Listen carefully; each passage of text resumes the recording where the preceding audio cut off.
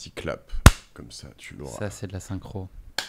Un double. Et ben, c'est parti, Mathieu, si ça te va. Très bien, Guillaume. C'est très solennel. Et ben, allons-y, amusons-nous.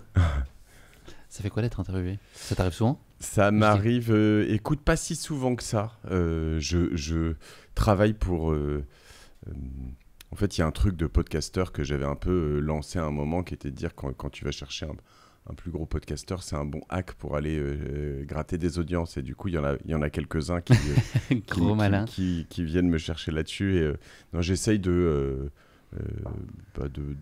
parler dans des trucs sur lesquels j'ai des choses à dire. Toi, tu m'as proposé un univers dans lequel j'ai peu l'habitude de parler, donc j'étais assez content de faire ça avec toi. Je suis ravi en tout cas que tu viennes nous livrer une autre facette de toi, celle de la course à pied qui peut-être est effectivement moins connue. Merci en tout cas d'accorder ton temps à Course Épique et de nous recevoir à domicile, puisque c'est chez toi aujourd'hui que j'ai le plaisir d'enregistrer chez Cosa Vostra.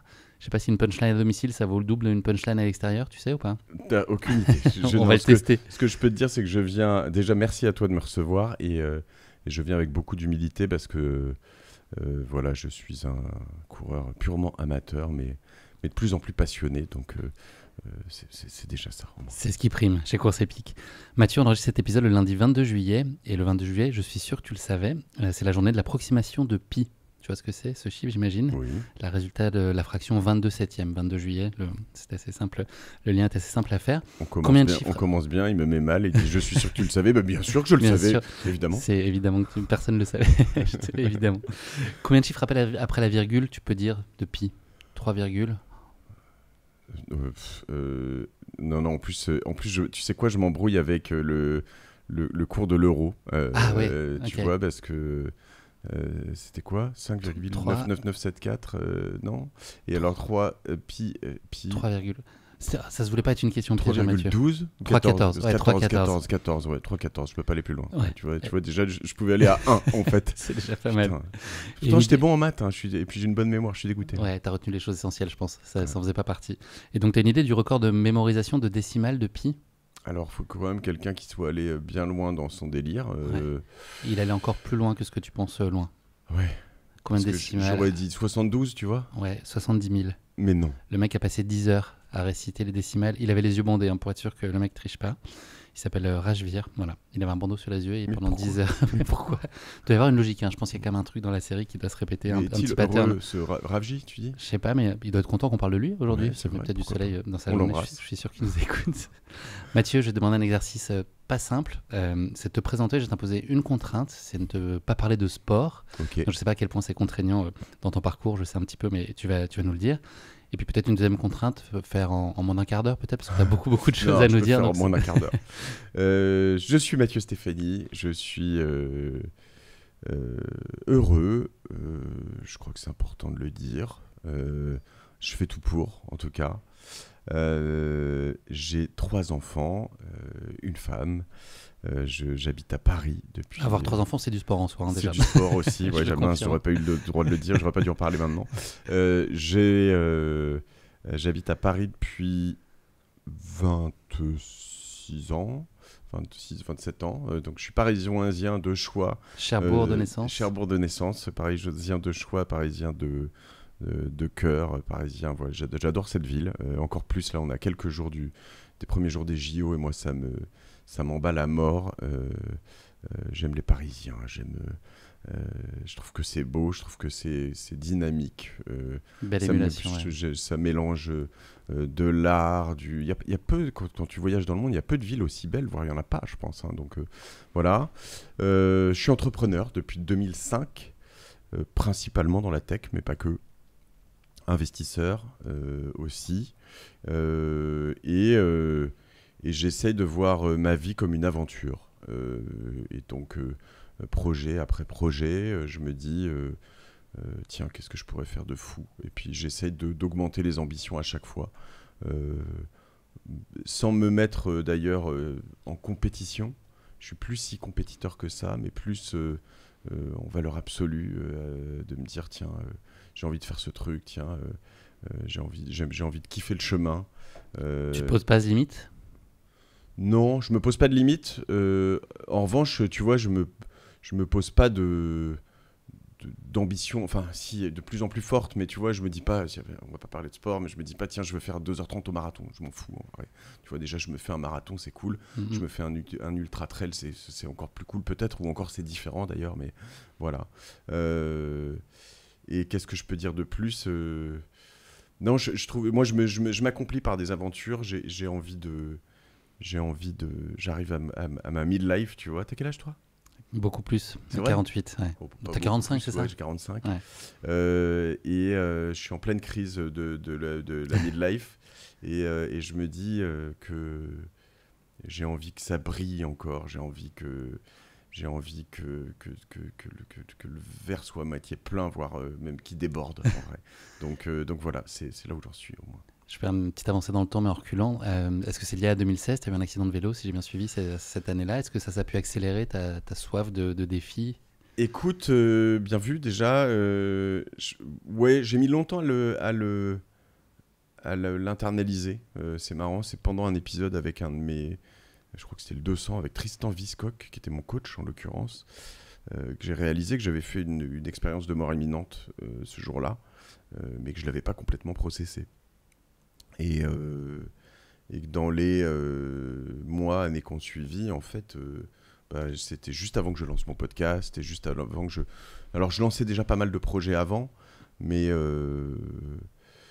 voilà, là, je pense qu'il y a plein de choses en même temps. Il y a le fait de me dire que peut-être que j'aurai plus d'enfants, peut-être que... tu vois, et tout ça, ça me... J'ai envie de bouffer encore la vie, quoi. Donc... je pense que tous ces process en parallèle font ça. À la fois, il y a des gens qui pourraient se dire à ce moment-là, j'ai eu un accident de vélo, il faut que je me calme et que j'arrête. Moi, j'ai plutôt envie de faire le double, tu vois. Et là, je fais beaucoup de ménage autour de moi, mais dans le bon sens du terme, hein, pas de pour faire de la place pour ce qui va venir. Mathieu, j'ai failli oublier une tradition qui est la tienne. Je crois que tu offres une casquette à tes invités au début d'un épisode. Ouais. Je le fais, aucune obligation de la porter là, mais elle a été faite spécialement pour l'occasion. Voilà. Trop sobre, bien. épique, voilà. Elle est noire, elle est hors charte. J'ai un peu fait des infidélités à notre identité visuelle. C'est vrai. Voilà. Tu comme moi, t'es en bleu marine, c'est assez raccord là. Je fais des trucs hors charte de temps en temps. Comme ça, j'ai fait tout le monde me demande mais qu'est-ce qui t'a pris? J'ai fait un maillot de cyclisme et de course et un autre de course à pied d'ailleurs. Qui est bleu, blanc, rouge, qui n'a rien à voir avec Génération Do It Yourself. Mais un jour, j'ai regardé le Tour de France, puis je suis allé sur Internet, j'ai commandé des trucs brandés, que j'ai fait en 10 minutes. C'est dégueu, mais c'est très drôle. Et c'est écrit en gros, donc au moins on le voit. GDY. Voilà. Là, tu t'en serviras peut-être pour te protéger du soleil cet été pendant tes runs. Merci. T'as regardé hier le Tour, le final? Tu sais que quand même, ceux qui pourraient ne pas être contents, c'est que la dispo, elle fait penser un peu à Équipe. Hein. Tu sais que je m'en suis rendu compte juste là en désolidarisant le course de Epic, et effectivement, ça ressemble étrangement. Mais c'est le hasard. Ouais. Montserrat, la typo, je sais pas si c'est rigoureusement la même, mais... Là, t'inverses le QLP, et puis bon. Et un L apostrophe, t'es bon. J'ai regardé la fin, oui, en effet, j'ai regardé la fin avec mon cadet Ellie, qui découvrait un peu le contre-la-montre, puisque en 2024, la dernière étape du Tour de France était donc un contre-la-montre, et qui était quand même assez fou. Et c'est vrai que de voir Evenepoel mettre 30 secondes, puis Vingegaard lui mettre encore 1 minute, et Pogacar mettre 1 minute, je suis pas exact dans les chiffres, mais tu te dis, attends, les 3 derniers, là, ils vont quand même beaucoup plus fort, beaucoup plus loin. Quoi. De haute volée. Mathieu, je pense dans ta présentation, peut-être, ta voix est probablement connue de un certain nombre de nos auditeurs, c'est peut-être une des casquettes que tu n'as pas. Ouais, je pense que c'est peut-être pas mal de remettre en... Oui, je fais des podcasts. Je fais un podcast qui s'appelle Génération Do It Yourself, qui est un des plus gros podcasts français. En fait, je l'ai dit, mais sans le dire, tout ça. Et le deuxième qui s'appelle La Martingale, qui est un podcast sur les finances perso, qui est aussi un d'assez gros podcasts dans lequel je m'éclate aussi, qui est moins connu, mais qui est intéressant. Il est intéressant parce que moi, je m'en fous un peu de l'argent en soi. Je vois ça plutôt comme un carburant, une énergie, on va dire. Et quand tu apprends à comprendre l'argent, les mécanismes, qui t'en prend, qui t'en donne, comment t'en gagnes, comment tu peux en faire fructifier tout seul, etc., bah, tu te libères en fait. Et comprendre ces mécanismes, ces fluides, etc., je pense que c'est vraiment primordial en fait dans le monde dans lequel on vit. Et j'essaye de promouvoir ça sans promouvoir la valeur de l'argent, tu vois, le fric, quoi. C'est pas ce qui m'intéresse.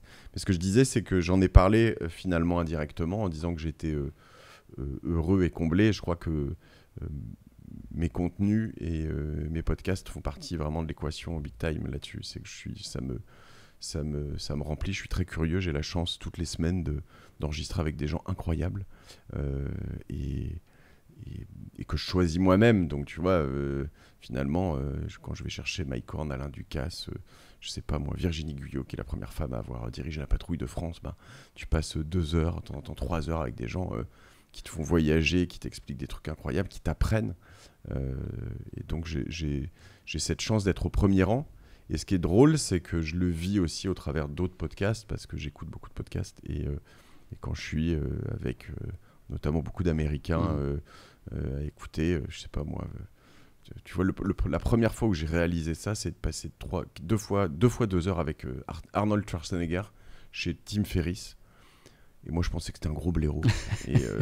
et en fait, à la fin, tu as passé ces 4 heures avec lui et tu te dis waouh, le mec il est étonnant, incroyable. Je connais pas son profil plus que ça. Ouais. Il n'a pas été gouverneur pour rien. Il n'a pas été gouverneur pour rien. Il est né en Autriche. Et depuis l'Autriche, il est parti. Enfin, il était quand même dans une famille dans laquelle il n'y avait pas l'eau, pas l'électricité. C'était le dernier de la famille. Il prenait des bains froids après sa grand-mère, ses 2 parents, ses frères et sœurs. Il partait pas gagnant là. Voilà. Ouais.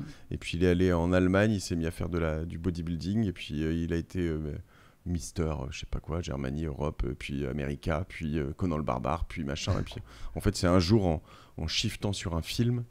Je te raconte la vie de Schwarzy, mais en shiftant sur un film qui devait être Twins, encore un autre où il devient enceinte, tu vois, et il pouvait pas le payer, mais il avait vraiment envie de faire ce film, donc il prenait juste un cut sur le box-office. Et le film a fait un carton, et il a pris genre 100 millions. Et c'est là où en fait il est devenu richissime et où il est passé vraiment de l'autre côté de la barrière. Vrai businessman. Enfin, il y a des gens très inspirants comme ça, je trouve, aux États-Unis. T'écoutes les podcasts en courant, notamment ? Beaucoup, ouais. Courant, vélo. Alors là, je fais moins de vélo, mais beaucoup en courant, ouais. Et ce qui fait que d'ailleurs, j'aime aussi assez courir seul. Alors ce qui est paradoxal, c'est que du coup, je suis pas vraiment seul, mais je triche un peu. Je suis quand même avec des gens. Je suis comme toi, impossible. J'ai besoin d'avoir quelqu'un, c'est pas un podcast souvent interposé, mais ouais. Mathieu, on va faire un petit saut dans le temps, si tu veux bien. Je te propose de revenir à ton enfance. C'était quoi tes bonheurs du quotidien? Qu'est-ce qui te rendait heureux? Là, on a compris ce qui te rend heureux dans ta vie aujourd'hui. Puis est-ce qu'il y avait de la place pour le sport dans ça? Si oui, à quelle hauteur? Alors, il y a toujours eu de la place pour le sport. Mes bonheurs du quotidien, c'était... c'est vrai que c'était... moi, j'ai grandi donc à Cherbourg, en Normandie, qui est une petite ville, qui est une agglomération finalement assez grande. C'est une agglomération de plusieurs petites villes, on va dire. C'est un endroit intéressant parce que c'est vraiment un endroit très marin. Donc le Nord Cotentin, tu as du vrai marin rugueux, de la vraie mer qui se déchaîne. Donc moi j'ai grandi au bord de l'eau. J'ai faisais du surf avec mes frères. J'ai 2 grands frères sur les plages alors Urville, non, Siouville. On allait à Carteret un peu, on allait à une autre plage qui s'appelle... ça m'est sorti de la tête. On avait pas mal de belles plages, des grosses vagues en hiver, mais on surfait le 24 décembre, le 31 janvier. Enfin, c'est souvent mon père qui nous amenait, qui nous attendait dans la voiture. Honnêtement, le pauvre, il devait s'emmerder. Et nous, on y allait avec nos gants, les cagoules de temps en temps. On essayait d'éviter autant que possible les chaussons parce que vraiment, tu sens plus la planche, c'est compliqué. Mais on y allait beaucoup. Tu voulais faire comme tes grands frères, c'est ça l'idée? Tu suivais le mouvement? Ouais, puis c'est marrant, mais c'est à la fois... Alors, t'as déjà surfé? Ouais. C'est quand même Pays Basque un peu plus chaud. C'est quand même une sensation de ouf. Ouais, c'est incroyable. Quand tu montes sur la board, quand tu y arrives, etc. Et en fait, c'est un truc qui récompense un effort. Enfin, alors encore plus, je veux dire, à Cherbourg que dans beaucoup d'endroits dans le monde. C'est-à-dire que déjà, pour passer la barre, pour passer derrière les vagues, tu peux y passer une demi-heure, 3/4 d'heure. Donc il y a des jours, tu ressors de l'eau, t'as pas pris une vague, quoi, tu vois. Enfin, et souvent, si t'en as pris 3-4 belles, t'es heureux, quoi. Et t'as passé 1h30 dans l'eau, tu vois. Alors en été, on y passait toute la journée.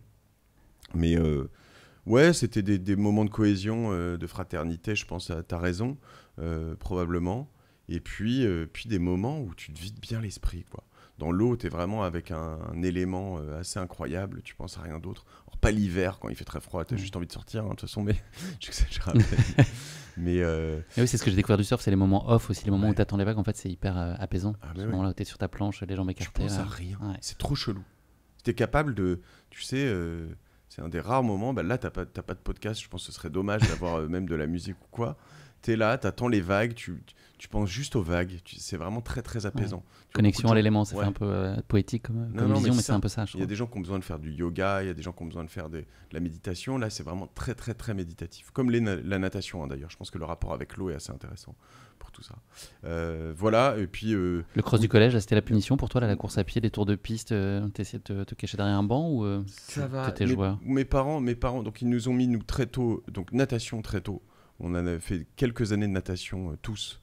Donc on nage tous assez bien. Et ça, c'est pas la punition. T'as déjà fait la natation en club? Non, je suis très mauvais. La natation en C'est club, ingrat. c'est Non, vraiment, difficile. mais il y a des moments, tu regardes le moniteur qui est au bord, pour tous ceux qui nous écoutent, ils sauront de quoi je parle, et tu te dis, mais quel enfoiré, putain. Mais quel enfoiré. Tu vois, tu fais 1 heure, et il te reste plus que 10 minutes, et là, il te dit, bon, alors, on va faire 400 mètres de battement.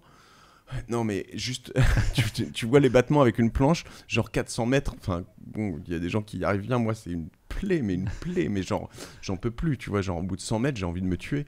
Bon, bref. Et donc, j'ai fait ça, et c'est marrant parce que j'ai refait des cours de natation pendant quelques années, jusqu'à là, il y a 1 an. Et à chaque fois, je me disais, mais c'est vraiment des bâtards. Mais c'est vraiment un truc, mais je dis, ils kiffent en fait, ces salauds, quoi. Et Ils ont souffert. ouais, ils sont là, ils sont sur le bord. En plus, ouais. ils sont, tu vois, bien au-dessus de toi. Toi, t'es dans l'eau. Et puis de temps en temps, il te dit, bon, vous allez un peu fatigué. Et puis là, il te renvoie un truc bien méchant. Bon. Donc, natation, on a tous fait un peu de tennis. Moi, j'ai fait un peu de foot. Et j'étais. J'aime pas dire que j'étais nul, mais j'ai pas passé ce cap. J'ai vraiment fait quelques mois.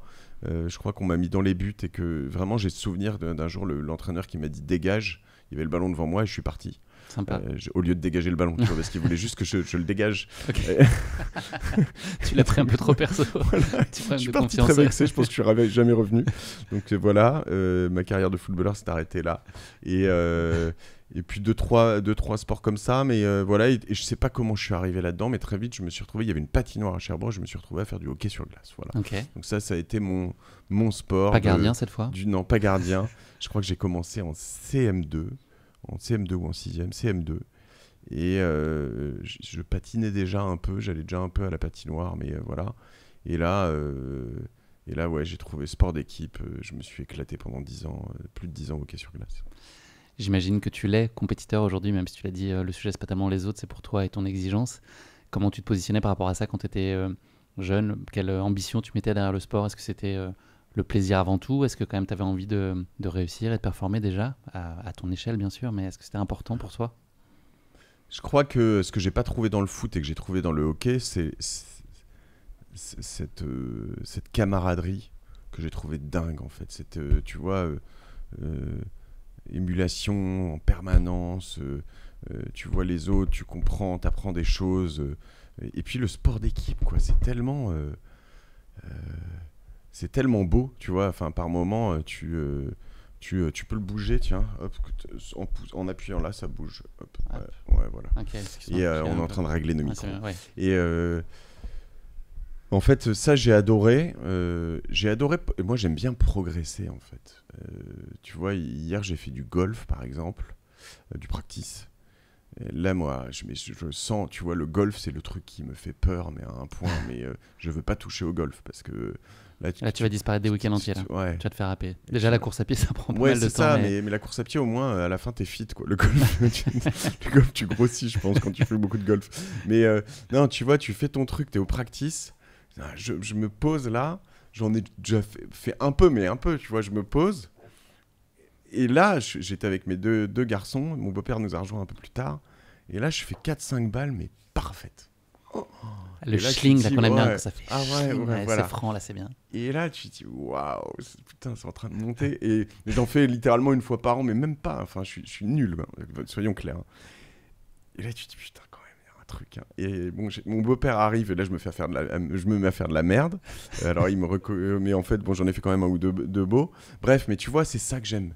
C'est que je suis arrivé, j'étais nul en hockey sur glace. Enfin, il y en avait plein qui en faisaient depuis 2, 3, 4 ans. Je revis ça au travers de ma fille qui fait du foot, Louise, et je la vois progresser et en train de monter au bout de 3 ou 4 ans parmi les meilleurs, là. t'as ceux qui sont totalement, qui ont du talent, mais brut, tu vois, qui sont gifted, comme on dit en anglais. T'as ceux, moi j'étais juste un besogneux, et ça m'a tellement appris pour la vie ensuite, quoi. C'est-à-dire, t'as ces étapes, t'as des moments où tu progresses, mais très vite, très fort, des moments où tu fais un gros plateau pendant 6 mois, 1 an, 2 ans, puis d'un coup, bam, tu repasses sur un truc. T'as le physique qui se construit au début, dans chaque sport, en fait, où tu mets 5, 6, 8 mois. T'as le mental, t'as les barrières mentales, les cliquets, tu vois. T'as le mental au long cours et t'as le mental à chaque fois. T'as la préparation. Enfin bref. Comment tu gérais une déception sportive? C'était difficile pour toi ou tu te projetais tout de suite sur le coup d'après un prochain objectif? Je pense que j'étais plus nerveux, hargneux, jeune. Dans l'absolu, le sport m'a vachement calmé. Tu pouvais ressasser, t'en vouloir de ne pas avoir été à la hauteur de ce que tu espérais? L'avantage du sport collectif, c'est que tu te dissous dans un groupe. J'ai toujours pris mes responsabilités. J'ai appris à être, j'espère, et je crois vraiment fondamentalement, et courageux et lucide. Mais tu prends rarement un truc juste pour ta gueule, tu vois. Ça arrive, hein, mais un Kolo Muani en finale de foot. Non, mais en plus, tu vois, lui s'en veut terriblement. Tu vois la référence, ceux qui nous écoutent, hein, un finale de la Coupe du Monde au Qatar, il loupe ce tir. En fait, on en loupe tous des milliers. Sauf que celui-là, il aurait été cool qu'il ne le loupe pas. Ouais. Cela dit, toute l'équipe a mal joué pendant 70 minutes et c'est pas du tout de sa faute s'il perd. Il a pris pour tout le monde, et ça l'a marqué pendant des années parce qu'il a pas tellement réussi. Et donc voilà, je crois que j'ai jamais eu ces instants-là, j'ai jamais été en finale de Coupe du Monde. Pas encore, attends. De hockey, il y a peu de chance. Mais en revanche, je crois que ça n'a jamais été suffisamment important pour que ça me plombe complètement, même si quand même on a fait quelques bons coups en hockey, quoi. Mais, en 2011, c'est le début du triathlon, ton premier triathlon, je crois. Ouais, bravo, t'es bien renseigné. Ouais. T'as pris beaucoup de plaisir, là, le côté avoir 3 disciplines à faire coexister. Enfin, comment t'as jugé cet exercice-là du triathlon, et puis à quel point tu as pris goût, envie de persévérer? Déjà, je suis en train de me demander comment je suis tombé là-dedans. Et là, tout d'un coup, j'ai un petit doute. Ce que je peux te dire, c'est que j'adore le triathlon. Je crois que vraiment... Et ce qui est drôle, c'est que dans le triathlon, ce que j'aimais le moins, c'était la course à pied. J'ai pas mal shifté cette année, enfin depuis quelques temps. Mais donc natation, c'était ton sport fort, vélo correct. En fait, tu vois, en natation, je nageais depuis longtemps, mais je nage pas très vite. Et en plus, je panique à presque chaque triathlon. Je panique. T'as déjà fait du tri, toi? Non, non. J'ai fait des petits S comme ça là, mais c'est le départ, c'est ça qui te fait paniquer, la jungle du début, la première nage. Honnêtement, j'ai pas trop de phobie. Mais ça, tu vois, il faudrait vraiment que je fasse une prépa mentale, un vrai truc. Hein, mais je crois que j'ai dû en faire 5, 6, 7, je sais pas, quelque chose comme ça au total. À chaque départ, je pars en me disant, c'est bon, cette fois-ci, je le sais, je suis prêt, j'y vais. Je saute à l'eau, je fais 2 minutes, et là, je prends des coups et machin et trucs. Mais je sens mon cœur qui s'emballe. Je fais une vraie crise de panique, tu vois, je suis en PLS total, où au bout de 5-10 minutes, je me dis, ça continue, 5-10 minutes, c'est long, hein, quand t'es dans l'eau, t'avances, t'essayes, tu respires, tu perds tous tes repères, tout, à un moment, tu sors la tête de l'eau, tu vois les mecs sur leur canoë, tu te dis, bon, en fait, je vais arrêter, quoi, ça sert à rien, qu'est-ce que je m'inflige ça? Je suis ni professionnel, ni... S'il n'y a pas le plaisir, pourquoi? Et en fait, à chaque fois, je me dis, bon, attends, tu connais... Donc je me rappelle des autres fois, je me dis tu connais la chanson, tu vas repartir, mais par moments je mets vraiment longtemps à repartir, quoi. Longtemps, c'est-à-dire que je peux... Donc du coup je fais une natation de merde à chaque fois, sauf quand j'ai la chance d'être dans la Seine, ce qui m'arrivait plus les premières années, et d'être porté par le courant, où en fait quand t'as beaucoup de courant finalement... même si tu nages pas, t'avances. Il n'y a pas de journaliste pour immortaliser ta nage dans la Seine? Non. On était beaucoup, hein, en plus. Hein, mais, oui, bien sûr. 4000, je crois. Et voilà, mais bon, quand tu te retrouves à plusieurs milliers sur des... En plus, on faisait des mass start à cette époque. Hein. C'était pas, je sais plus comment ça s'appelle, des rolling start. Maintenant, ils font ça beaucoup. Tu partais à 2 fois 2005. C'est une boucherie. Donc là, tu te mets sur le côté, tu te mets assez loin, tu te prends la pire trajectoire et tu te dis, ok, tu sais quoi. Là, je suis peinard au moins. Ouais. Tu pars du pont de... pont de l'Alma, devant les Invalides, et tu vas jusqu'à la Tour Eiffel, c'est merveilleux, quoi. Sublime. Et après, tu te fais vélo, course à pied. Vélo, tu récupères ton vélo sous la Tour Eiffel, c'était incroyable. C'est plat, c'est roulant, tu roules en peloton. Donc là, première 2011, première expérience de peloton. Là, je te pose la question à chaque fois, mais tu as déjà fait un peu de peloton ou pas, non? Non. Donc, tu te retrouves, tu pars en fait seul, et puis au bout de, je sais pas, donc tu as 40 km sur cette épreuve, et tu te retrouves à 2, 3, assez vite. Pogacar, Vingegaard et Stéphanie, c'est ça à peu près, le tri de tête. Tu te retrouves avec des mecs, en fait, au début, tu en doubles beaucoup parce qu'il y en a plein qui ont fait une meilleure natation que toi, mais qui sont des buses en vélo. Moi, finalement, au fur et à mesure, j'ai assez progressé en vélo. Puis, alors, le 40 km, c'est vraiment ce que j'aime. Ouais, c'est ni trop long, ni trop court, voilà. Et donc, tu pousses, puis tu rattrapes 2-3 personnes, puis à un moment, tu vois qu'ils te rattrapent, tu les rattrapes. Donc là, tu te mets à 3, puis tu te prends un peu d'aspiration, et là, tu vas en rattraper 3-4, puis tu en as 5-6 qui te rattrapent, et puis là, tu en rattrapes 10, et puis au bout d'un moment, tu as un peloton, tu as 150 personnes, et là, tu te retrouves à littéralement 55 km/h, et tu as l'impression de ne pas pédaler. Ça avance tout seul. Et tu te fais donc, c'est assez rare les triathlons où tu as le droit de faire du peloton, mais tu te fais nous, on a fait des 40 km en 56-57 minutes, donc tu es en une moyenne à 45 km/h, 43 km/h, enfin c'est n'importe quoi. Ouais. Et tu as une sensation de ouf. Tu penses à la chute à ce moment-là? C'est dans les pelotons, est-ce que c'est effrayant ou est-ce que tu es dans ton... En fait, tant que tu n'es pas tombé, c'est pas effrayant, tu es bien. Mais en effet, tu vois des moments où ça se resserre, voilà, et donc en ce qui me concerne, je me mets toujours pas au meilleur endroit, parce que le meilleur endroit c'est au milieu au fond, hein. Alors là ça avance tout seul. Comme à l'école. Mais je me mets, exactement, comme à l'école, bien vu. Moi je me mets sur le côté de l'aile, à gauche, à droite, tu prends quand même l'abri du vent, mais si jamais ça tombe, normalement tu peux être épargné. Mais il faut faire gaffe. Ouais. Sensiblement en même temps, un peu avant, c'était en 2010, j'ai trouvé une trace des 20 km de Paris. Donc soit tu as un homonyme, soit j'imagine que c'est quand même j'ai toi. Un homonyme, ouais. Quel souvenir, ça aussi, la course à pied? Tu t'es fait embrigader dans cette histoire-là? C'est toi qui as eu envie d'avoir un dossard? Peut-être. 2010. Ouais, ça doit être par là. En effet. Alors, ce qui s'est passé, c'est que j'ai commencé à courir, je crois, plutôt vers 2005-2006 à Londres avec un de mes potes. Choix de cœur ou choix de raison? Pour être en forme et s'entretenir ou une vraie envie? En fait, encore une fois, je viens souvent avec une sorte de camaraderie ou de choses comme ça, mais juste être avec des potes, faire autre chose que picoler, fumer des clopes, tu vois, faire un truc sain une fois de temps en temps, ça fait pas de mal. Et puis, sachant que je nageais déjà un peu, j'avais repris la natation en 2005-2004 parce que je m'étais fait les croisés en snowboard. Je fais beaucoup de sports de glisse et de neige. Je suis devenu un fou de montagne. Et je m'étais fait les croisés en snowboard, et du coup, le seul truc que je pouvais faire, c'était de la natation. Et j'ai appris à kiffer la natation. Alors, c'est pareil, tu vois, je te disais construire. La natation, tu as quand même 6-8 mois où tu construis des muscles avant de réussir à faire un truc. Ce qui est drôle, c'est que tu es vraiment dans du muscle profond en natation. Donc, c'est l'inverse de la gonflette, quoi. Tu es vraiment sur un truc où, une fois que tu as construit, là, je nage beaucoup moins.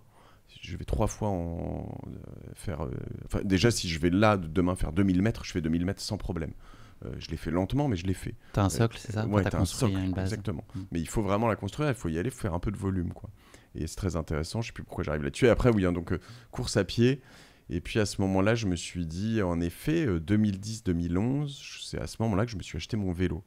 Et une fois que tu fais une natation, course à pied, tu te dis, bon, il n'y en a plus qu'un. Et voilà, mais je me souviens très bien de ces 20 km. Je me souviens très bien du 19e kilomètre où j'avais morflé, mais très sur fort. les quais, là, c'est long, c'est interminable. Je me souviens que la semaine d'avant, comme un gros débilos, j'avais fait 17 km Parce Bien que je joué. m'étais dit, attends, je m'étais jamais approché de la distance, tu vois, Mhm. c'est ce que tu veux faire, tu veux te rassurer. Mhm. Et donc, ça m'avait coûté très cher en fin de course après. Sachant que sur les 17 km, j'avais dû en faire 4 sur la plage. Donc, Compte double. ouais, compte double. Donc, non, affreux le dernier kilomètre. Mais grosse satisfaction de l'avoir refait. Puis c'est une belle course, moi j'aime bien les 20 km de Sympa, Paris. ouais, une bonne Ouais. période de l'année, là, à Ouais. l'automne. Il fait souvent beau, le parcours est cool. Et le dossard, ça crée une émulation supplémentaire. T'as Ouais. senti ce truc-là aussi d'être porté un peu par Ouais, envie de ouais. bien faire, un peu Ouais, plus. être avec tout le monde, trouver des gens qui vont à peu près à ton rythme. T'as raison, tu découvres un peu les orchestres sur le bord, tu découvres... Voilà, en revanche, j'avais pas du tout découvert les méthodes d'entraînement et tout. J'étais vraiment en mode... Exploration. ouais, bourrin, genre tu sors les week-ends, tu fais 10 km, 12 km, 14 km, 15 km, 17 km, puis après t'es fatigué. Si je t'avais croisé sur la ligne d'arrivée, que je t'avais dit que quelques années après tu feras un marathon, tu m'aurais dit jamais de la vie ou pourquoi pas? Je pense que j'aurais dit pourquoi pas. Je pense que je t'aurais dit pourquoi pas. C'est pas toujours vrai, c'est vrai qu'il y a des moments où tu te dis... tu vois là notre GR20 qu'on a fait il y a quelques semaines. Dans le GR20, certains jours, tu te dis, même si j'ai adoré de A à Z, hein, mais tu te dis, je me le referai jamais.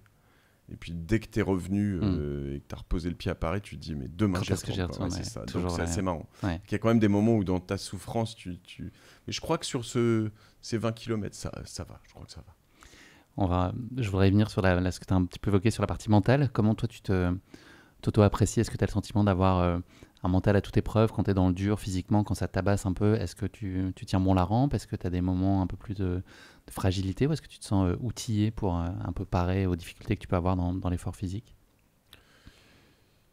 Je crois que je suis assez outillé dans l'absolu, hein. Je veux dire, si je mets de côté cette panique de la natation, Tu lâches qu'il pas. faudrait que je m'explique, mais même dans cette panique, je lâche pas en fait. Et je vais te dire honnêtement, enfin, je t'assure, c'est vraiment un truc. Quand je suis là, la dernière fois que j'ai eu ça, c'était au Semi-Iron Dex en 2021, je crois, 2022. 2022, je crois. C'est vraiment affreux, quoi. C'est vraiment, t'es déphasé, tu vois, et donc il y a quand même ce moment où tu te dis, bon, je veux y aller. Et je crois que j'ai appris, grâce au hockey sur glace, grâce aux entraînements durs, la natation aussi, hein, dont je te parlais tout à l'heure, où tu dis c'est vraiment des enfoirés, mais à pousser quand même assez loin. Et souvent, d'ailleurs, on me le dit autour de moi. Tu vois, j'ai eu récemment des périodes où plusieurs personnes autour de moi m'ont dit, Mathieu, il faut que tu lâches un peu là, parce que tu vas péter une pile, quoi. Et moi, j'aime bien flirter avec ce truc. J'aime bien être... Et c'est un truc que je trouve qu'on ne promeut plus assez aujourd'hui. Je trouve qu'on rejette un peu ce côté, tu vois un peu le côté Navy Seal, militaire, comme machin, etc. Mais chez les hommes, chez les femmes, hein, pareil, mais où on te dit, en fait, pousser le truc très, très, très, très, très loin jusqu'à ce que... En essayant que ça casse jamais. Flirter avec la limite sans jamais la Moi, je trouve dépasser. ça intéressant. Après, une fois de temps en temps, tu la dépasses. Et t'as un peu l'effet inverse aussi, je trouve, avec l'ultra trail aujourd'hui, où les performances, tu vois, qu'on a tendance à observer de plus en plus, qui sont de plus en plus visibles des athlètes, notamment ceux que tu as pu recevoir. Il y a ce truc-là où ça te paraît presque ordinaire d'avoir couru un marathon ou d'avoir fait un ultra trail. Ouais, il y a aussi ce truc un peu de banalisation, je trouve, à l'inverse. T'as raison. Et pour avoir fait mon deuxième marathon cette année, il y a quelques mois, presque 10 ans après, 9 ans après le premier, quand j'étais dans les 5-6 derniers kilomètres, j'ai réalisé ça. C'est-à-dire que je me suis dit, ah ouais, c'est vraiment pas simple en fait. C'est pas parce qu'on est 40 000, je crois que c'est ça, 40 000, je sais pas. Ouais, plus encore, 55 000. Ouais. Dans ce truc-là, c'est pas parce qu'il y en a plein sur Instagram que c'est facile en fait. Faire un marathon, c'est hyper dur. Il y en a 65 millions dans leur canapé pendant ce temps. Ouais, il y a 55 000 en train de courir. Et donc, ouais, non, c'est assez marrant. T'as raison, il y a une forme de banalisation qui, quand t'es dedans, bon, tu la sens pas du tout. C'est pas banal ce que tu fais. Tu pioches là justement dans ce que tu as pu entendre de tes invités qui soient à la fois sportifs de haut niveau. Tu as eu pas mal d'acteurs de l'outdoor et de coureurs notamment, mais aussi des entrepreneurs. Je pense qu'il y a pas mal de parallèles évidemment qui peuvent être faits. Est-ce que toi tu vas chercher aussi des mantras ou des choses comme ça pour dans ton quotidien, j'imagine, mais dans l'effort aussi, venir t'aider? Mais tellement. Enfin, je veux dire, c'est là où je te dis que j'ai la chance de faire ça. Tu vois, récemment, j'ai enregistré avec Casquette Verte ici. J'ai pas sorti encore. En fait, entre Mathieu Blanchard, entre Mike Horn, alors déjà, tu vois un truc quand même qui est très, très, très important. C'est que le mental, c'est bien, mais la préparation, c'est mieux.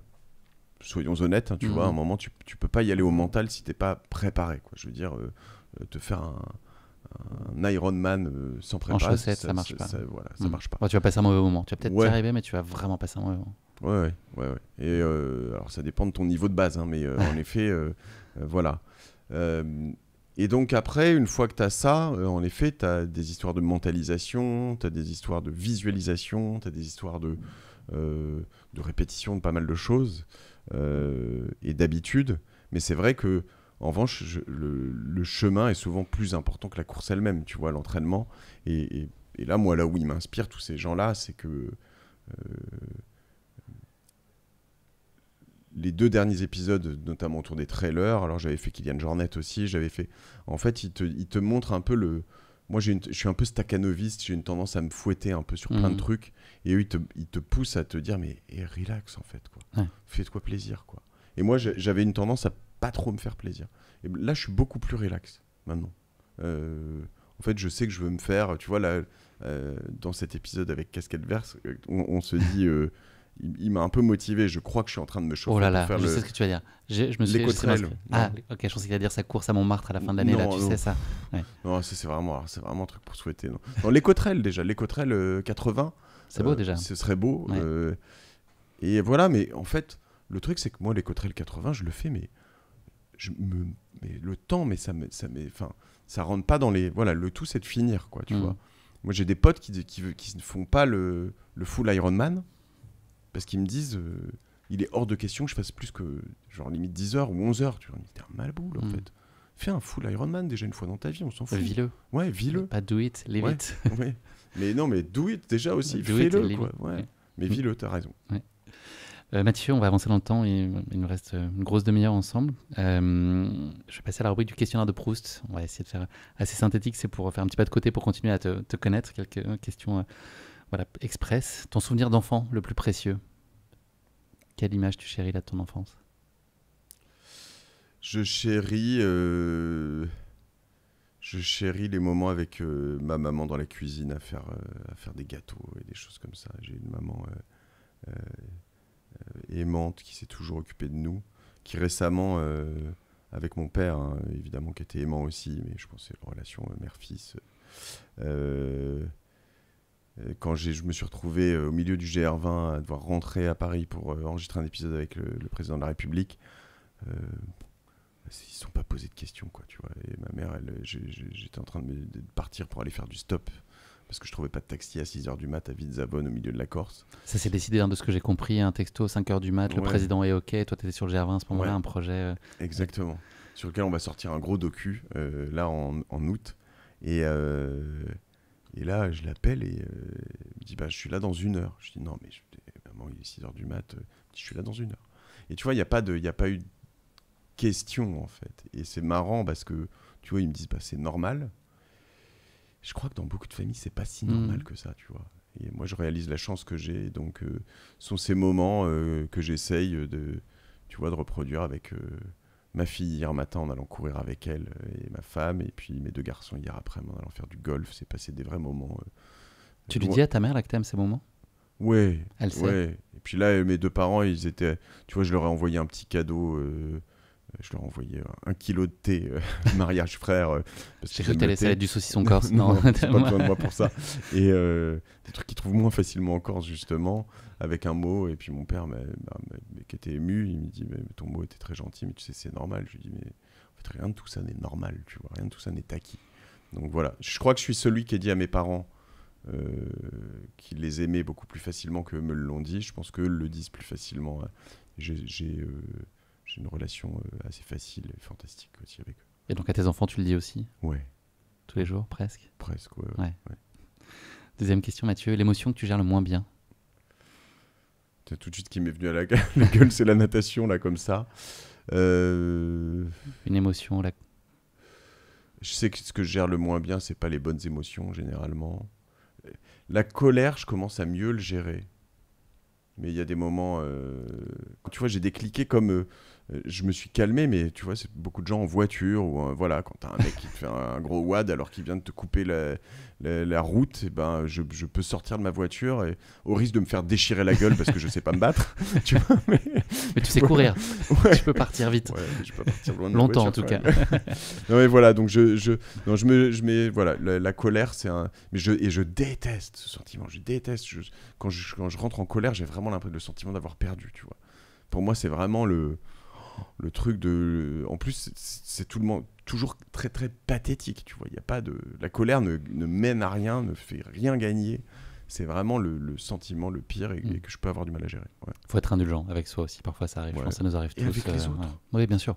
Et avec les autres, Bien tu sûr, vois, bien sûr. souvent quand tu es en voiture et que tu as quelqu'un que tu passes à deux doigts d'un accident, quand tu es témoin de ce machin, moi ça m'arrive souvent de m'interposer et de dire aux deux, mais juste là les gars, vous avez eu peur, tous les deux, c'est ok. Vous tapez pas en plus sur la gueule, ça sert à rien. Ok ? Vous avez eu peur, tu vois les deux qui sont tremblants, y a rien en fait, y a rien. Vous avez cassé un phare, on s'en fout en fait, y a rien, c'est pas grave. Vous allez signer un truc, vous êtes assuré, voilà. Tu vois, donc c'est souvent plein de sentiments.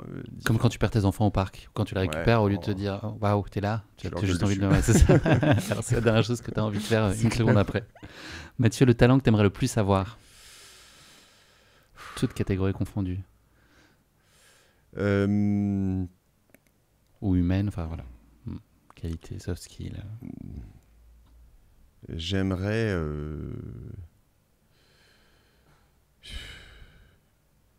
savoir être, c'est plus créatif encore. J'aimerais pousser les barrières de la créativité. J'aimerais aller beaucoup plus loin là-dessus. J'aimerais être meilleur en images. J'aimerais être meilleur en écriture. Il y en a plein de talents. Mais j'aimerais être capable de me lâcher plus. Ouais.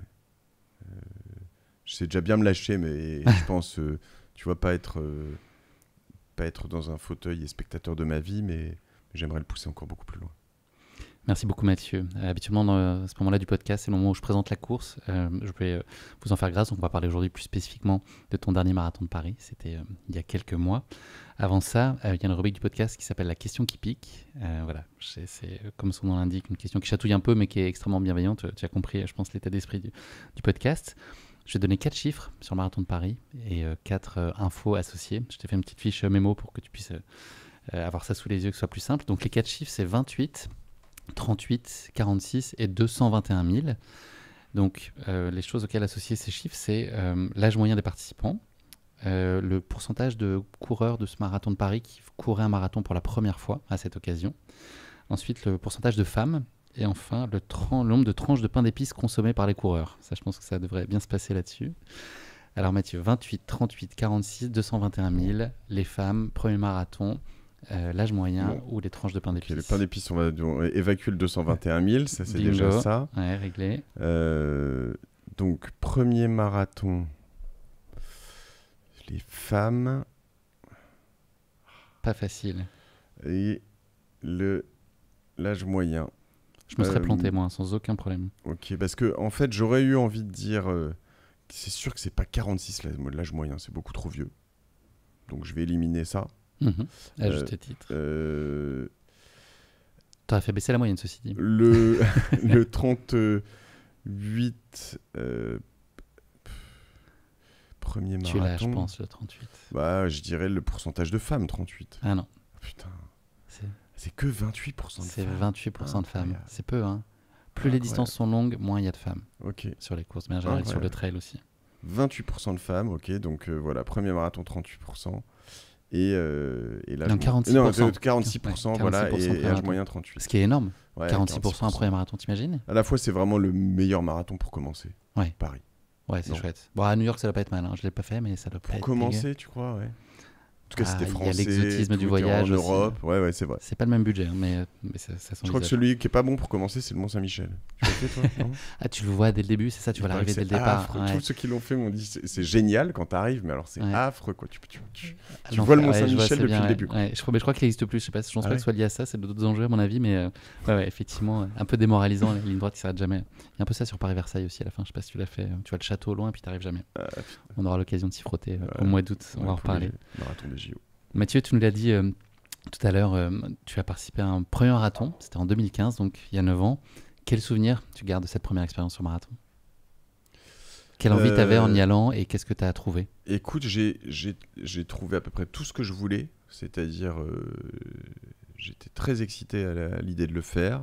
J'étais pas très très bien préparé. Enfin, j'étais préparé. Homemade? Ouais, homemade, quoi. Et en fait, ce que j'avais, c'est juste les distances. C'est-à-dire que je pense que je sortais plutôt 2 ou 3 fois par semaine, pas 3 ou 4 comme je le fais là. Et puis surtout, je faisais des distances, 10, 12, 15, 20, 28. J'avais dû faire un 33 quand même, et puis voilà. Mais quand je dis que j'ai tout eu, c'est que, comme d'habitude, là je me suis calmé, mais je suis parti beaucoup trop fort, mais beaucoup trop fort. Et donc, j'ai dû arriver à 2h25, 2h28 à 30 km. Donc j'étais parti pour faire un 3h20, 3h15, voilà. Ce qui n'était pas du tout dans mes plans. Mon objectif était de faire moins de 4 heures, donc tu vois, voilà. Et j'étais bien, quoi. Je suis arrivé à, 30 km bien. Et là, tu te dis, putain, c'est bon. Et puis, 33.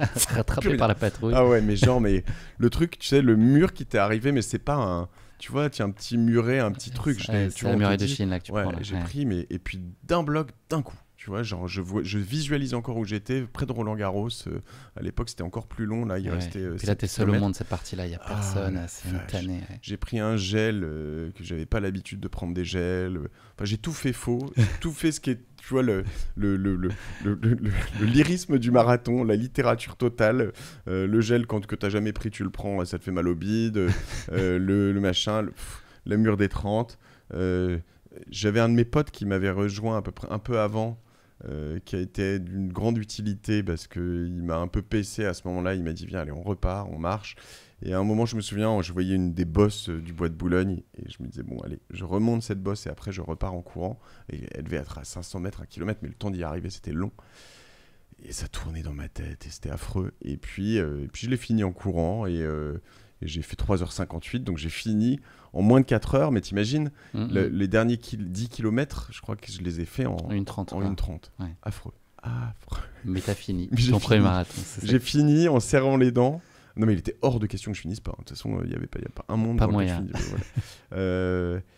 Et je suis sorti, en revanche, en me disant peut-être plus jamais. Tu vois, tu me demandais à la fin du 20 km. En fait, j'avais fait une prépa tellement pourrie, et tellement mécanique, bête et méchante, que je me suis dit non, la course à pied, tu sais quoi, c'est bon. Ça m'a saoulé. Et d'ailleurs, après, quand je réfléchissais aux Ironman, full Ironman, juste l'idée de me refaire un marathon, ça me glaçait, ça me donnait vraiment pas envie. L'épreuve, j'ai aimé, en tout cas j'ai souffert, mais j'ai aimé, mais j'avais pas aimé la préparer. Donc je suis arrivé en me disant, je pense qu'après j'ai littéralement pas couru pendant 2-3 mois, enfin rien, tu vois, je me suis remis au vélo à fond. Petit trauma presque. Ouais. Et je voudrais dire un truc quand même dans ce marathon, c'est que je l'ai fait avec quelques potes. Tristan Lagarrigue, dont j'ai parlé tout à l'heure. Perrine Fagès, ça te parle? Perrine Fage, ouais, bien sûr. Perrine Fage, voilà. Elle a fini un 250 km ce week-end à Aiger, là en Suisse. Ouais. Dis-toi bien que Perrine Fage, Aude Baron aussi, qui était avec moi, qui est chez Eurosport, qui est maintenant chez Groupe Les Écoles Parisiens. De ce groupe avec lequel on a fait le marathon, je leur ai dit en sortant, moi tellement je voulais plus en faire, l'année prochaine on fait du tri. J'avais déjà commencé le tri moi, mais pas eux.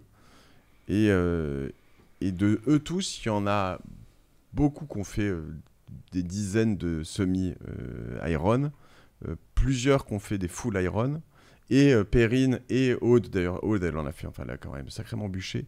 Perrine qui fait des trucs de ouf. L'Enduroman, Voilà. Londres-Paris. Et exactement. Et ça, je suis assez fier d'avoir eu un moment été l'étincelle de leur dire bon, les gars, allez, venez, on se met au tri, tu vois. Et je pense qu'ils seront d'accord avec moi, je les ai un peu bougés là-dessus. Mathieu, je voulais qu'on arrive un petit peu plus sur le marathon qui nous intéresse aujourd'hui, celui 2024. Pour comprendre la préparation, on a compris qu'à l'époque, c'était voilà, à ta façon.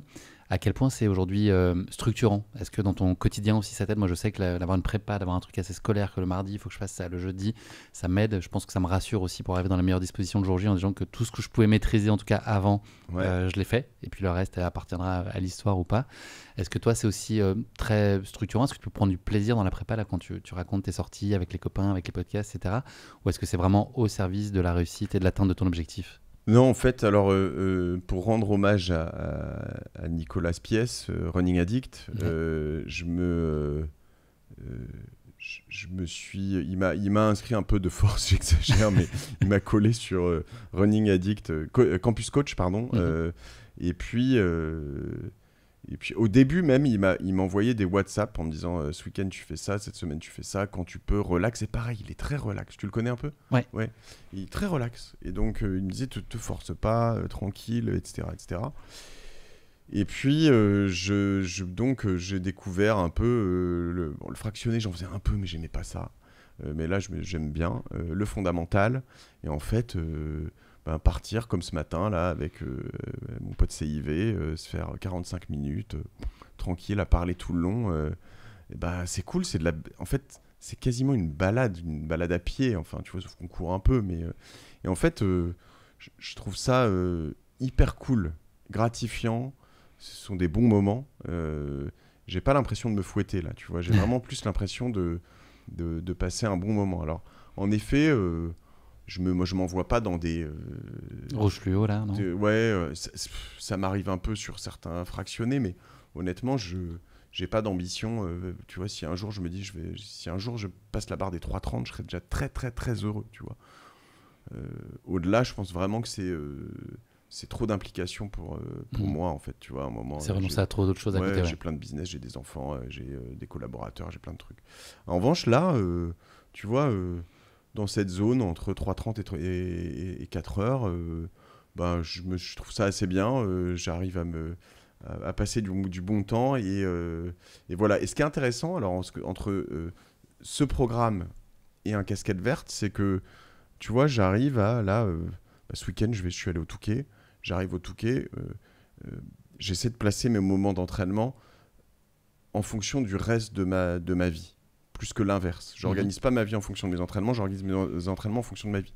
Donc là, je vais arriver, on sort de l'autoroute, je laisse le volant à ma femme, j'enfile mes trucs, j'aurais pu les mettre avant d'ailleurs, et puis je fais les 10 derniers kilomètres à pied, comme ça j'arrive 20 minutes après eux.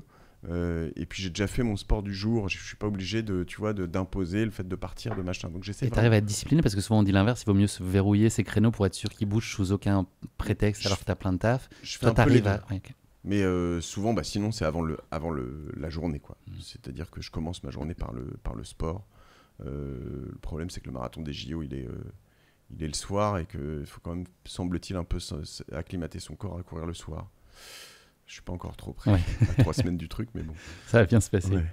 Comment tu te sentais à l'issue de la préparation là, avant ton marathon de Paris 2024? Tu avais fait ce qu'il fallait? Ouais, mais bizarrement, avec donc tu te prépares comme ça aussi, fondamental, fractionné. Ouais. Alors, tu fais ça depuis longtemps, moi, c'est assez nouveau. Moi, je me sentais pas du tout prêt, en fait.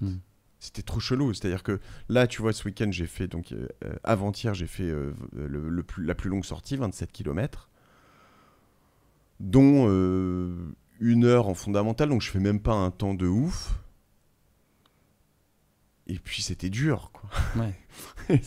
Mais c'est normal. Et là, tu te dis, je suis à 3 semaines du truc, je fais une sortie pas folle à un temps nettement inférieur à ce que je dois faire. Et c'était dur, mec, t'es pas prêt, en fait. Et je m'étais déjà dit ça avant, à 3 semaines. Puis là, tu vas te mettre un peu dans le rouge. En fait, je comprends pas complètement la logique de ces trucs-là. Honnêtement, je me mets plus dans un... D'ailleurs, j'essaye pas vraiment. Je me mets plus dans un fauteuil à me dire, tu sais quoi, suis ton programme, te prends pas la tête, et puis on verra, si ça se trouve, le jour J, tu seras prêt.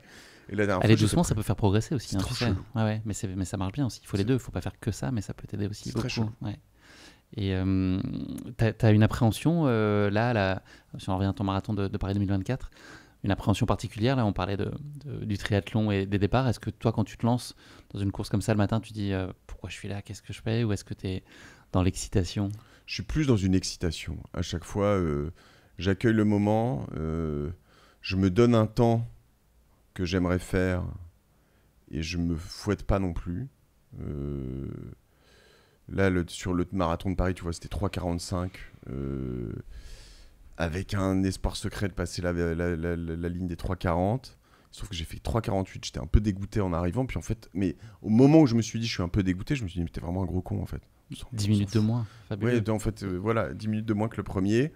9 ans plus tard, c'est beau quand même dans 9 l'idée. ans plus tard, 3 minutes de plus que ce que j'espérais faire. On s'en fout en fait, on s'en fout, c'est pas grave. Tu vois, enfin, je veux dire, ouais, si tu commences à te fouetter sur ce genre de truc, ta vie, ça va être compliqué. Donc non, je pars, j'ai juste envie de profiter. J'ai profité tout le long. Je crois que finalement, le pire moment, c'était dans le bois de Vincennes, à 20 et quelques, où là, je me suis dit, à un moment, j'ai eu un doute. Ça a duré 1 kilomètre ou 2, mais je me suis dit, waouh, je suis qu'à la moitié, c'est dur. Tu réfléchis beaucoup quand tu cours? Je te pose la question parce que moi je sais que je suis tout le temps en train de me dire ok, là j'ai fait 43% de la course, si je continue là il me reste la moitié de ce que j'ai fait jusqu'au prochain ravito. Enfin je suis tout le temps. Ouais. Est-ce que toi tu arrives à être focus sur la sensation ou à complètement relâcher? J'essaye, moi j'ai des gros moyens de diversion, d'ailleurs d'abord un podcast généralement, donc je pars avec un podcast, je Ok, me mets même dans en un course, rythme, pour un peu juste la première moitié, ou voilà. Et après j'ai besoin de rythme, j'ai besoin de rentrer dans autre chose, j'ai besoin de me vider le cerveau, et souvent au bout de 20-25 km, je me mets toujours le même album. Je me mets Alive 2007 de Daft Punk. Ah, incroyable. Voilà. Bah oui. Ça, le risque, c'est de courir en 3,40 du kilomètre. En tout cas, Ouais. pendant 1 kilomètre. Ouais. En fait. Mais là, je pars là-dessus. J'ai une mini playlist avec, comment ça s'appelle, LCD Sound System, 2-3 trucs comme ça, justement aussi un peu, que j'enchaîne après. Tonique. Voilà. Mais le Live 2007, en fait, moi, il me permet de me mettre le cerveau en mode off et juste de kiffer d'avancer. Meilleur concert de ma vie. Hein. Moi, j'ai bossé en maison de disque pendant très longtemps. Je l'ai vu à Montréal, j'habitais là-bas à l'époque. C'est le plus grand concert que j'ai pu voir. Là, tu me mets le seum. Là, parce qu'on les verra plus, malheureusement, a priori. Moi, je crois qu'il y a un concert que j'aurais voulu vivre. Je pourrais aujourd'hui te dire, je ferais 0 autre concert de ma vie si je pouvais faire un concert de Daft Punk. Tu vois, ça devait être tellement fou. Fabuleux. Dans leur petite pyramide, là, c'était incroyable. Et puis c'est... Ouais, je digresse un peu, mais on l'entend sur l'album, c'est orchestré, c'est pensé comme un objet en soi, c'est pas un empilement de titres. Mais déjà, on l'a en album. Moi, je l'ai écouté, je pense, 1 million de fois et beaucoup en course. Et ouais, je pense que c'est un des trucs qui m'aide, tu vois, vraiment sur la deuxième partie du marathon. Ouais. Si moi tu me vois avec des écouteurs sur une course et que ça se passe mal, c'est que je commence à être dans le dur. C'est que si je commence à chausser la musique, là en général ça arrive vers 3h sur marathon, je cours moins rapidement que toi là. Et si j'ai des écouteurs sur les oreilles, c'est que c'est pas bon. Là. Je suis en train de taper un peu. Ouais. Moi en fait, je m'ennuie moi sinon. Sur les entraînements, j'ai toujours des podcasts. Ouais. En revanche, en course, là, j'essaie de me connecter un petit peu à l'environnement aussi, à la musique, c'est que vraiment je suis en difficulté. Mathieu, donc tu avais déjà fait le parcours. Est-ce que c'est un avantage ou pas? Moi, j'ai aussi fait le marathon plusieurs fois à Paris. Le fait de savoir, en fait, la deuxième fois, finalement, je pensais comme le deuxième en saut en parachute, c'est peut-être plus dur que le premier parce que la première fois, tu sais pas. Le fait de savoir, moi, ça peut aider, mais moi, je sais que j'étais beaucoup moins bien la deuxième fois que sur mon premier marathon. Et en fait, je badais très vite en me disant, mais là, il y a 1 an, j'étais beaucoup mieux. J'avais plus peur de mon premier marathon et le deuxième, je pense que je l'ai négligé. Est-ce que toi, c'est un avantage de connaître? Moi, j'aime bien l'inconnu. Je crois que... Tu vois, je t'ai vu afficher le parcours de Paris 2024 là. Je sais ce qui nous attend. Hein. Je sais que ça va être beaucoup plus dur. J'ai des potes qui me disent qu'il ne faut pas espérer de faire moins de 4 heures parce que honnêtement, il faut juste espérer rien du tout de ce truc à part kiffer. On m'a dit hier que c'était pas chronométré. Ah bon? Ouais, il n'y a pas de chrono. Vérifier. Dans mon petit run d'hier, on m'a dit ça. Sur un SAS 4h30, j'aimerais bien qu'on me change de SAS, mais je vais aller voir. Mais le RP sera difficile, effectivement, avec les 400 mètres de dénivelé qu'il y a, c'est difficile d'aller chercher un chrono meilleur. Mais en effet, bon, voilà, on le fera en kiffant, mais Qu'est-ce qu'on dit? C'était quoi la question? C'était connaître le parcours et toi, t'aimes bien moi l'inconnu. j'aime bien, tu vois, le GR20, là, je suis parti avec Christopher Siminelli, mon associé chez Orso. J'étais vraiment pareil, hein, dans un fauteuil, quoi. Je suis arrivé, je savais pas du tout à quoi m'attendre. Pas du tout. Et ça, je trouve ça vraiment très très cool. C'est quand même assez cool de découvrir, quand tu sais que tu es à peu près prêt physiquement, te dire ok, on y va. Voilà. Et en effet, j'aime bien, moi, tu vois, la fonction Strava où tu pars, tu sais, où tu as tes maps que tu mets sur ta montre et tu suis la montre et tu sais pas trop où tu vas, tu sais juste que tu vas faire 13 bornes. Je trouve ça extra. Je me suis déjà retrouvé dans la pampa, moi, de nuit au milieu des ronces. C'est un peu le risque aussi, c'est la nuit du truc, mais c'est rigolo aussi. C'est ça qui est fun. Je suis revenu plein de sang. C'était une sortie à Étretat, tu vois. Tu t'imagines pas que tu vas revenir d'une sortie, sauf que tu te retrouves dans la gadoue, sur les falaises, et puis là, ils t'emmènent dans des chemins de trucs, dans des collines, tu glisses, tu t'accroches aux ronces. Bref, je suis revenu dans un état. Moi, la première que j'ai faite, c'était à Cassis, dans les Calanques. J'avais dîné la veille avec Michel Platini. Et le lendemain, j'avais vraiment pas envie, j'étais pas très bien, on est un peu picolé. Et là, je mets la fonction Strava et je serais parti n'importe où. Là, il m'a emmené dans les Calanques, c'était merveilleux. Mais là, le truc m'a convaincu, je vais payer Strava à vie, hein, c'est sûr. Ouais, je comprends. Le 35e kilomètre, c'est pas été un moment très facile. Non, sur toi cette non plus, édition-là. ou tu parles pour moi? Pour toi. Et pour toi ouais, pas terrible aussi. Pas terrible. Et là, moi, le parcours avait changé en revanche par rapport à avant. Moi aussi. Et je l'ai trouvé quand même plus agréable, la fin là. Il y a plus de monde. Oui. Ouais, oui, mais il est plus dur. Il est plus dur. Tu montes de ce moment où il y a le rond-point à Roland-Garros, là. Ouais. C'est marrant parce que quand tu le fais normalement, moi je le fais souvent, ce coin-là, t'as pas trop l'impression que ça monte. C'est une petite montée. Quoi. Et en fait, quand t'es à 35 km et que tu montes jusqu'à 40-41, au milieu de l'avenue Paul Doumer, souffrance. C'est long. Je trouve que c'est bien contrebalancé par le public que tu avais moins avant, je trouve, sur l'ancien tracé où tu te retrouvais dans le bois, où il y a quand même un peu moins. Non, c'est sûr. Là, tu es seul face à toi-même. Là, je me suis retrouvé à Passy où ma femme et mes enfants sont venus me voir. Ma fille s'est mise à courir avec moi. Elle a couru, je pense, 500 mètres, un petit kilomètre avec moi. Et elle est revenue, elle a rejoint Moi, déjà, j'étais un peu stressé parce que je me disais, si elle court avec moi, comment elle va retrouver sa mère? Et puis, c'était arrangé, elles avaient prévu le coup. Et puis, elle est revenue voir ma femme, elle lui dit, non, il n'est pas bien du tout, là. En fait, ce qui est drôle, c'est qu'une fois qu'elle m'a quitté, alors, cette angoisse passée, mais surtout, on avait passé la bosse Paul Doumer. En fait, il restait 2 km, et là, c'est même pas que ça roulait, c'est que Tu volais. Je volais, tu t'es fait flasher à 28 km/h à ce moment-là. C'était tellement beau, la fin est merveilleuse, une fois que tu as passé ce truc-là. En revanche, voilà, faut serrer les dents pour pas marcher. Ouais. J'ai lu dans ton compte-rendu, il y avait écrit calvaire, et puis après plus rien, donc je voulais te demander si c'était justement, au contraire, une renaissance, où il y avait plus rien. Non, la fin, c'était... t'as le public, il faisait beau, non, c'était vraiment, vraiment, vraiment bien. La toute fin... j'étais sur un tapis volant, en effet. Ça, c'était cool. C'est marrant, hein, quand même, de se dire que tu es capable... Alors, il y a la topologie du terrain, mais que tu es quand même capable de te faire 5 km dans le rouge au rupteur. Et derrière, tu fais 2 km où tu voles. C'est quand même... Enfin, tu te dis, le mental, c'est phénoménal, quoi. C'est vraiment phénoménal. Ouais. Le corps peut bien plus que ce qu'on peut, effectivement. C'est le mental qui verrouille un peu et qui nous préserve, mais... J'ai entendu que quand tu étais vraiment au bout de ta life, tu n'étais même pas à la moitié de ce que ton corps était encore en capacité de te donner. C'est pas une étude très scientifique, mais bon, ça donne l'esprit en tout cas. Tu le vois bien dans tous les ultras, toutes ces choses-là. Ce qui est fou, c'est de temps en temps, ta pause de 2 minutes, ta petite banane, ton alimentation. Aussi, j'ai appris à m'alimenter cette année un peu plus. Les gels, tout ça. Ça change tout, hein.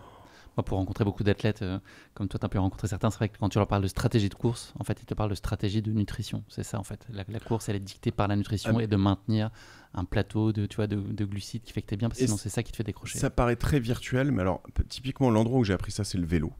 Parce qu'en vélo, tu sors beaucoup plus longtemps. À chaque semaine, à chaque entraînement. Vélo, si tu fais une sortie de 3 heures ou 4 heures, c'est à peu près normal. Enfin, c'est pas, alors qu'en course à pied, c'est rare. Et en fait, tu fais un effort de 3-4 heures. Et donc, la règle qui s'applique, moi j'en suis persuadé à peu près pareil, la règle de base, tu peux faire des aménagements, hein, mais la règle de base, c'est toutes les 20 minutes, tu bois 2-3 gorgées d'eau et tu manges un petit truc. Dès les 20 premières minutes. En fait, en vélo, l'angoisse, c'est d'arriver en hypoglycémie. Et tu devances, en fait. L'hypoglycémie, quand tu commences à avoir faim, c'est que c'est trop tard. Et moi, ça m'est arrivé 2-3 fois de me faire collé en vallée de Chevreuse, t'es là, t'as la tête qui tourne, tu t'arrêtes, t'es obligé de manger, d'attendre que le sucre monte, tu vois. Et donc quand tu fais ça bien, 20 minutes, c'est pas dur, tu fais ça bien, voilà.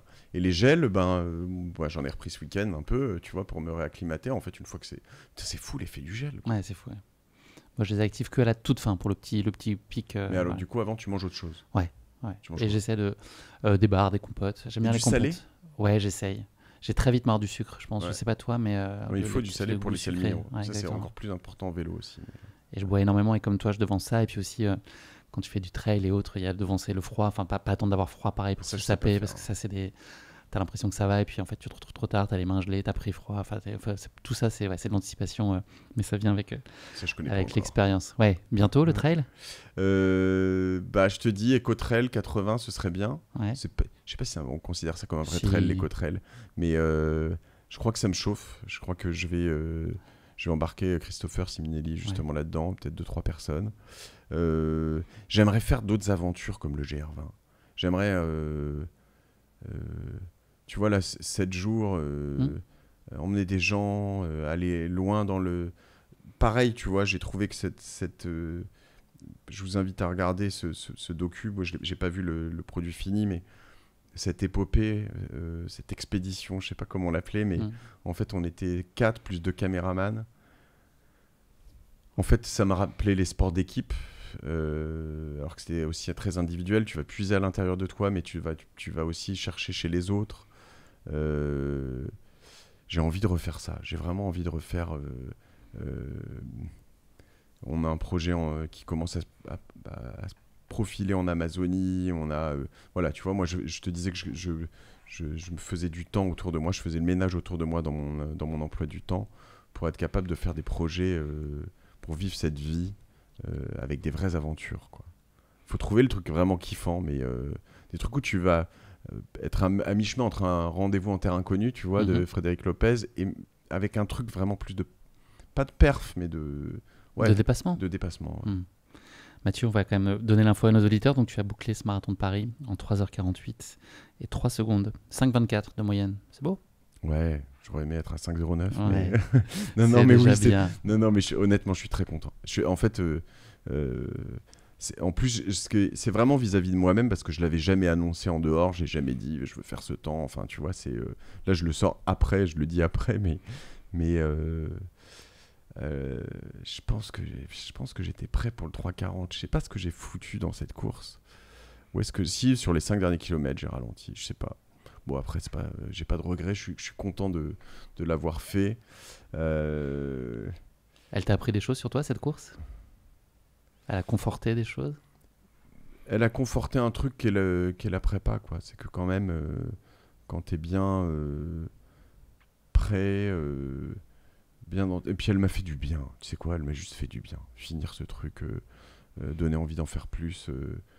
Tout comme après, tu vois, quand t'arrives sur le GR20... je me posais des questions à savoir est-ce que je suis prêt. J'étais complètement prêt, quoi. Et c'est cool d'être en forme, et c'est cool de savoir courir, comme le disait Mathieu Blanchard sur mon podcast. Sortez de chez vous pour juste courir 20 minutes, quoi. Ça, je fais 20 minutes, je suis pas encore capable, mais 35, 40. Ce matin, on a fait 45, mais de temps en temps, je fais 35 minutes. Je sors, je fais 6 bornes, tranquille. Et il fait beau, tu rentres, t'es content, en fait, t'as acheté le pain. On regrette jamais. Mais jamais. Jamais. Et voilà, sortez plutôt 4 fois tranquille dans la semaine que 2 fois vénère, quoi. Ouais, faut pas se mettre trop de pression, il faut prendre du plaisir. Voilà, il n'y a pas de petite sortie, c'est toujours mieux que de rester chez soi sur son canapé. Ouais. Une image que tu retiens, Mathieu, de ce marathon de Paris 2024 avec ta fille, peut-être ? Ouais, ça c'était cool. Qu'est-ce qui me vient à l'esprit ? J'ai eu ma fille, évidemment. J'ai eu Nicolas Piès qui est venu faire 3-4 km avec moi. Ça, c'était sympa. Et puis... C'est quoi ton passage préféré là sur ce marathon de Paris ? Les 2 derniers kilomètres, je peux pas te mentir. Y a quand même un moment où quand tu sens que ça se relâche et que tu peux réappuyer et que ça descend et que c'est cool et que puis tu vas le finir... c'est quand même assez cool. Ouais, après, comme prendre une vague en surf, par exemple, ou faire un coup en golf, un joli coup dont tu parlais. C'est exactement ça. C'est exactement ça, et c'est un aboutissement de pas 42 km, mais de quelques mois de travail, tu vois, c'est assez marrant. Ouais. C'est assez marrant. Et puis, c'est quelques mois qui, disons-le, sur le marathon de Paris, c'est quand même janvier, février, mars, tu Ouais. vois. Enfin, Faut y aller je veux dire, le matin quand il fait nuit et quand moins t'es en 1000. janvier, dans le bois de Boulogne, à 6 Dumes, il n'y a personne. C'est pas comme en ce moment, tu vois. En ce moment, ça Et, va. ouais. Et encore, ils sont pas à 6. Là, je pars un peu plus tard en ce moment, les enfants sont plus à l'école, mais ouais, tu vois, c'est assez marrant. Faut trouver de la ressource Ouais. encore plus. Ouais. Combien de temps pour récupérer? C'est long pour toi de récupérer d'un marathon? Bah, Tu je sens pense une que j'ai mis lame de trop fond de temps. Je pense que j'ai mis trop de temps. Je pense que on m'a dit faut que tu arrêtes de courir pendant 2 semaines. Et je pense que j'aurais pas dû attendre 2 semaines. Je pense que au bout de quelques jours, j'aurais dû sortir 20-30 minutes, même à 7 du kilomètre, à 8, enfin peu importe. Mais là, je suis vraiment redescendu trop d'un coup et j'ai fait un petit peu de vélo. Ça, il faudrait que je refasse un peu plus de vélo après celui-là. Mais toi, tu as sorti combien de temps après? J'ai une coach, moi, qui me fait très vite recourir. Genre Tu 2 vois, jours, 3 jours? Ouais, 2-3 jours après, Ouais. ça repart, même, enfin, léger, tu vois, mais très vite. Avant, moi, quand j'étais tout seul, tu vois, je me laissais au moins une semaine pour récupérer. Puis finalement, là, elle me remet le pied à l'étrier très vite. C'est hyper douloureux, mais finalement, je pense que c'est pas si mal. Ouais, je pense que Ouais. voilà, faut y aller, mais en y allant tout doucement. Voilà. Moi, j'ai nagé, vélo, mais je pense que donc moi, j'ai mis 2 bonnes semaines, et puis après, je suis reparti à l'entraînement en essayant de faire du dénivelé pour le GR20. Et puis voilà, le problème, c'est que là, j'ai pas trop d'engagement à l'automne. Il va falloir. Ouais, je crois qu'on va faire. Il faut que tu aies trouvé avant ton marathon, avant le marathon pour tous. Il faut que tu aies le coup d'après là. Ouais, bah oui, il y aura L'éco-trail en l'éco-trail, mais ouais. c'est en mars. Ouais. Et je crois que je vais refaire le marathon quand même l'année prochaine. J'ai Clémence, ma productrice, qui est chaude motivée. pour qui est lancée. Je pense que je vais au moins la pacer si elle est motivée.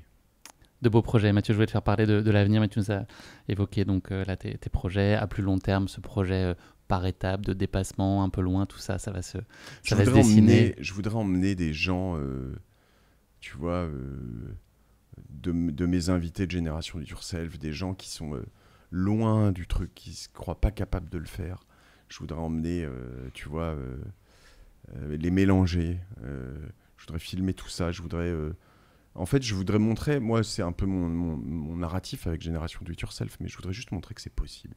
Que quand tu as envie de faire un truc, et encore une fois, je reviens sur le mot envie, hein, quand tu as envie de faire un truc, quand tu as une mission, ben c'est possible, quoi. Et je trouve que le sport pour tout ça, le marathon, l'UTMB, l'Ironman, ce que tu veux, c'est intéressant parce que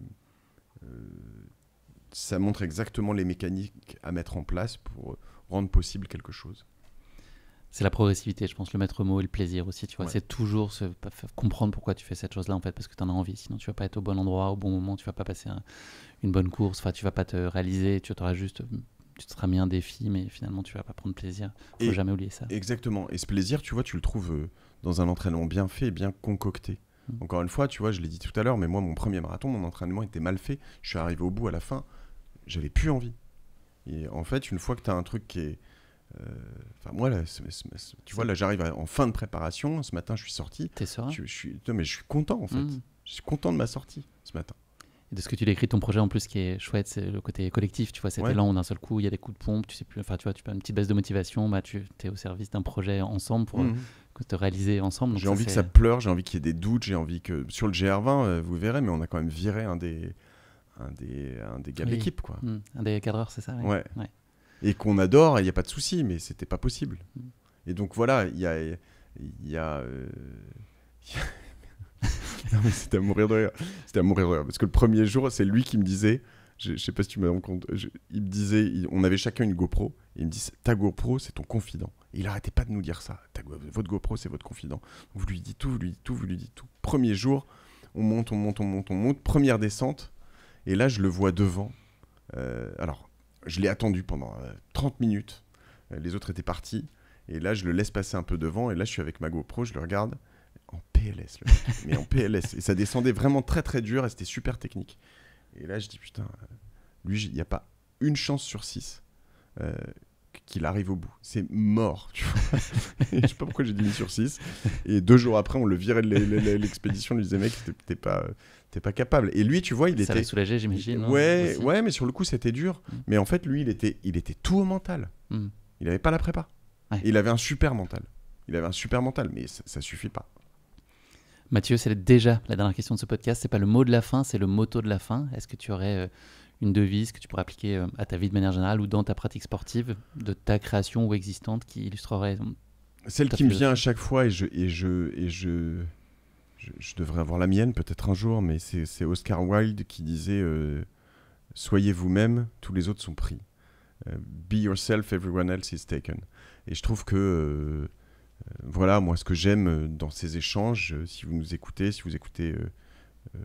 Génération du Turcel de temps en temps, si vous écoutez Epic aussi de temps en temps, c'est de se dire, vous prenez un peu chez tout le monde, vous faites à votre sauce. Si vous êtes hyper compétiteur et que ce qui compte, c'est de battre les autres, bon, allez-y, battez tout le monde, tu vois. Si vous voulez jouer en mode bourrin, allez-y. Mais en revanche, à chaque épisode, essayez de trouver quelque chose qui vous dites, ok, ça, je le prends, vous avez tous ces ingrédients, mais soyez vous-même, quoi. Et j'ai l'impression que tu es toi-même, moi, je suis moi-même, en tout cas, définitivement. Et puis que j'ai jamais voulu être d'autres personnes, mais moi c'est ça qui me comble, je crois. T'as trouvé le chemin. Ouais, en tout cas je suis dessus, c'est sûr, ouais, je suis en plein dessus. Merci beaucoup Mathieu. Ça veut pas dire que c'est simple. Non. Merci Mathieu, j'ai pris beaucoup de plaisir, c'était très chouette. Je suis sûr que nos auditeurs ont passé un très beau moment et t'ont découvert sous une autre facette, basket au pied. Je te souhaite de prendre évidemment beaucoup de plaisir. Essaye de revenir dans le SAS de 4 heures. Moi, je serai dans le SAS de 4 heures pour le marathon pour tous. Alors, tu vas peut-être remonter d'un cran encore, mais moi, je serai dans celui de 4 heures en tout cas. Ok, donc, je vais demander ça. À vous tous qui écoutez, je vous demande un truc pour Guillaume et pour Epic, c'est de partager cet épisode s'il vous a plu. Si vous a pas plu, vous partagez celui d'avant ou celui d'après. Hein, c'est pas pour moi que je dis ça. Mettre une petite note sur... Non, je sais que ce qui a fait que mon podcast a bien marché, c'est que épisode après épisode... mes auditeurs partagent et beaucoup, et sur WhatsApp, c'est pas que sur LinkedIn ou sur Insta, hein, c'est juste franchement aux 2-3 personnes à qui vous pensez que ça peut inspirer, voilà, et puis envoyez-lui de l'amour parce que ça fait plaisir d'entendre. Share the love, share the episode and the love. Puis si vous êtes en train de courir, comme on le disait avec Alex Bouchek alias Casquette Verte, allez, rajoutez 10 km. Non, 2 km, 10 minutes, c'est bien. Matt, on va faire un petit check. Moi, les Cotrail 80 bornes, ça me tente bien l'année prochaine. On se fait. Allez, ça marche. Je voulais 2-3 autres personnes. Putain, allez. Vous mettez la pression, mais ouais, on va y aller. On va se le taper cet entraînement en janvier-février. C'est par rapport au marathon de Paris, il va être quand ? Il est un peu avancé, genre mi-mars, tu vois, t'as 2-3 semaines. C'est pas idéal, j'avoue. Pour le marathon, ouais. Ouais, c'est pas idéal. Tu veux faire un autre marathon de Paris peut-être un petit peu plus tard ? Non, mais sinon, on le fera. Ouais, on verra. Arriver à la Tour Eiffel, quand même, ça se fait, non ? Premier étage de la Tour Eiffel. Non, mais on y va. Allez, go, ça marche. Do it. Salut Mathieu, merci. Ciao, salut.